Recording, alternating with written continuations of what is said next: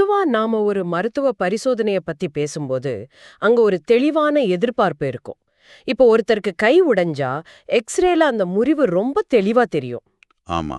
Doctor அத பார்த்துட்டு, இதோ இங்க தான் பிரச்சனை அப்படின்னு சுலபமா சொல்லிடுவாரு. ஆனா இந்த மனித உறவுகள், அது சம்பந்தப்பட்ட சட்ட விதிகள்னு நாம உற்று நோக்கும்போது அந்த எக்ஸ்ரே மெஷின் சுத்தமா வேலை செய்யாது. கண்டிப்பா. சம்மதத்தோட நடக்கிற உறவுக்கும் ஏமாத்துற நோக்கத்தோட கொடுக்கப்படுற திருமண வாக்குறுதிக்கும் நடுவுல இருக்கிற அந்த மெல்லிய கோடு, அத சட்டப்படி அளவிடுறது ரொம்பவே சவாலான ஒரு விஷயம். அதேதான், இந்த எக்ஸ்ரே இயந்திரம் செயலிழக்கும் அந்த இடத்துல தான் நாம இன்னைக்கு நிக்கிறோம். 2025ஆம் வருஷம் உச்சநீதிமன்றம் கொடுத்த ஒரு மிக முக்கியமான தீர்ப்பு, பட்லாங்கி கேஷவ் குமார் மற்றும் தெலுங்கானா மாநிலம் வழக்கு.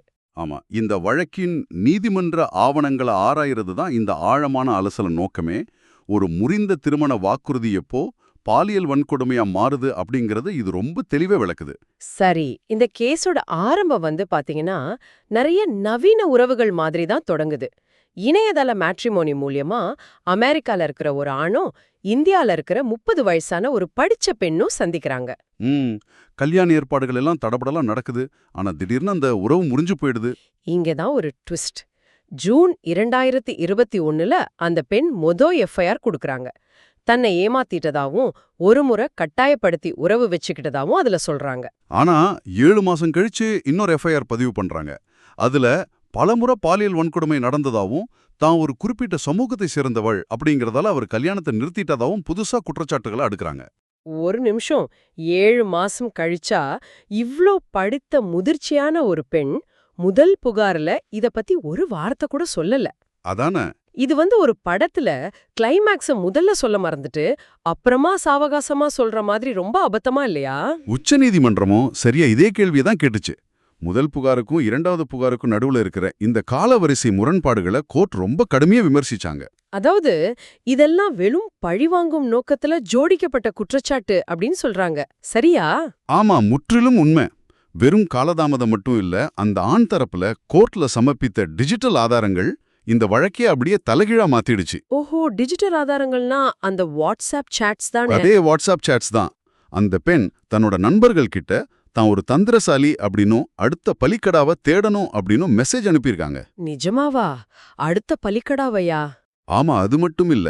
இதுக்கு முன்னாடி தன்னோட காலேஜ் ப்ரொஃபசர் மேலையும் இதே போல ஒரு பொய்யான புகார் அவங்க கொடுத்திருந்ததும் அந்த சாட்ஸ் மூலமா வெளியாச்சு. அட கடவுளே! ஆனா எனக்கு இங்க ஒரு சந்தேகம். ஒரு பெண்ணோட மனநிலைய வெறும் வாட்ஸ்அப் மெசேஜ் வச்சு கோர்ட் எப்படி எடை போட முடியும்? நல்ல கேள்வி. இங்கதான் இன்செப்ஷன் டெஸ்ட், அதாவது தொடக்க நிலை பரிசோதனை அப்படிங்கிற ஒரு மிக முக்கியமான சட்டக்கோட்பாடு உள்ள வருது. இன்செப்ஷன் டெஸ்ட் அப்படின்னா ஆரம்பத்திலிருந்தே நோக்கத்தை பாக்குறதா? சரியா சொன்னீங்க. ஒரு முறிந்த உறவு சட்டத்தின் பார்வையில பாலியல் வன்கொடுமையா மாறணும்னா அந்த ஆணுக்கு ஆரம்பத்திலிருந்தே கல்யாணம் பண்ற எண்ணம் இருந்திருக்க கூடாது, வெறும் ஏமாத்துற நோக்கம் மட்டும்தான் இருந்திருக்கணும். ஆனா ஆரம்பத்துல அவங்க மனசுல என்ன நோக்கம் இருந்துச்சுன்னு கோர்ட் எப்படிங்க கண்டுபிடிக்கும்? அவங்களோட செயல்களை வச்சுதான். இந்த கேஸ்ல பாத்தீங்கன்னா 2 குடும்பத்தாரும் சந்திச்சு பேசியிருக்காங்க, திருமண மண்டபம் எல்லாம் புக் பண்ணிருக்காங்க. ஓ, கல்யாணத்துக்கான எல்லா ஏற்பாடும் நடந்திருக்கு. ஆமா, இதெல்லாம் உண்மையாவே கல்யாணம் பண்ண நினைக்கிறவங்க செய்யற காரியங்கள். அதனால ஆரம்பத்திலிருந்தே ஏமாத்துற நோக்கம் இருந்துச்சு அப்படிங்கிற வாதம் இந்த இன்செப்ஷன் டெஸ்ட்ல அடிபட்டு போயிடுச்சு. அப்போ அந்த ஆணுக்கு கல்யாணம் பண்ணிக்கிற எண்ணம் இருந்துச்சு, ஆனா அந்த பெண்ணோட மிரட்டலான நடத்த காரணமா தான் அவர் விலகிட்டாருன்னு கோர்ட் ஏத்துக்குச்சு. கண்டிப்பா. தற்காப்புக்காகத்தான் அவர் அந்த கல்யாணத்திலிருந்து பின்வாங்கி இருக்காரு. ரொம்ப ஆச்சரியமா இருக்கு. இவ்ளோ தெளிவான ஆதாரங்கள், வாட்ஸ்அப் மெசேஜ் எல்லாம் இருந்தும் உயர்நீதிமன்றம் ஏன் இந்த வழக்கு ஆரம்பத்திலே தள்ளுபடி செய்யல? அது ஒரு சுவாரஸ்யமான விஷயம். உயர்நீதிமன்றம் இந்த முரண்பட்ட புகார்களை பார்த்தாலும் முழுமையான விசாரணை நடந்தா தான் உண்மை வெளியே வரும்னு சொல்லி வழக்க ரத்து செய்ய மறுத்துட்டாங்க. அப்போ உச்சநீதிமன்றம் இதை எப்படி கையாண்டாங்க? உச்ச நீதிமன்றம் குற்றவியல் நடைமுறை சட்டத்தோட சிஆர்பிசி செக்ஷன் 482 பயன்படுத்தினாங்க. ஓ, செக்ஷன் 482, இது அந்த சிறப்பு அதிகாரம் தானே? ஆமா, சட்டத்தை தவறா பயன்படுத்தி பழிவாங்குற நோக்கத்தோட பொய் வழக்கு போடுறவங்களை தடுக்க கோர்ட்டுக்கு வழங்கப்பட்ட ஒரு சட்ட கவசம் இது. சூப்பர்.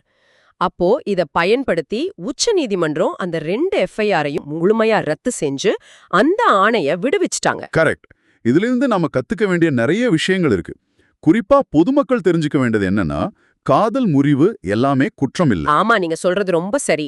அதே போல நாம சாதாரணமா அனுப்புற வாட்ஸ்அப் மெசேஜ் எந்த அளவுக்கு நம்மள காப்பாத்துற சட்ட ஆதாரமா மாறும் அப்படிங்கறதையும் நாம எல்லாரும் உணரக்கூடிய ஒரு வழக்கு இது. ஆமா, இந்த கேஸ்ல அந்த குறுஞ்செய்திகள் தான் அந்த ஆணோட வாழ்க்கையே காப்பாத்திருக்கு. சட்டத்துறையில இருக்கிற வழக்கறிஞர்களுக்கும் இதுல ஒரு பெரிய பாடம் இருக்கு. அது என்ன படம்? அதாவது கால வரிசைப்படி சுத்தமா சாத்தியமில்லாத முரண்பட்ட புகார்கள் வரும்போது வெறும் விசாரணைக்காக காத்துக்கிட்டு இருக்காம செக்ஷன் 482 பயன்படுத்தி எப்படி ஆரம்பத்திலேயே வழக்க ரத்து செய்யலாம் அப்படிங்கிறதுக்கு இது ஒரு சிறந்த முன்னுதாரணம். ரொம்ப தெளிவா சொன்னீங்க. ஆரம்பத்துல நம்ம பேசின அந்த எக்ஸ்ரே உதாரணத்துக்கே வருவோம். மனித உறவுகளும் உணர்ச்சிகளும் எப்பவுமே தெளிவா இருக்காது. ஆனா டிஜிட்டல் ஆதாரங்களும் இந்த மாதிரியான தர்க்க ரீதியான கேள்விகளும் கோர்ட்டுக்கு ஒரு தெளிவான எக்ஸ்ரே பார்வையா கொடுக்குது. கண்டிப்பா சட்டம் எப்பவும் ஆதாரங்களை தான் நம்பும். விடை பெறுவதற்கு முன் உங்களுக்கான ஒரு சிந்தனை. இந்த டிஜிட்டல் யுகத்துல நாம அனுப்புற ஒவ்வொரு சாதாரண மெசேஜும் நாளைக்கு ஒரு சட்ட ஆவணமா மாறலாம் அப்படிங்கிற நிலையில இனி காதல்ல நம்ம காட்டுற வெளிப்படைத்தன்மை அன்பிற்காகவா அல்லது தற்காப்புக்காகவா? இத நீங்களே யோசிச்சு பாருங்க.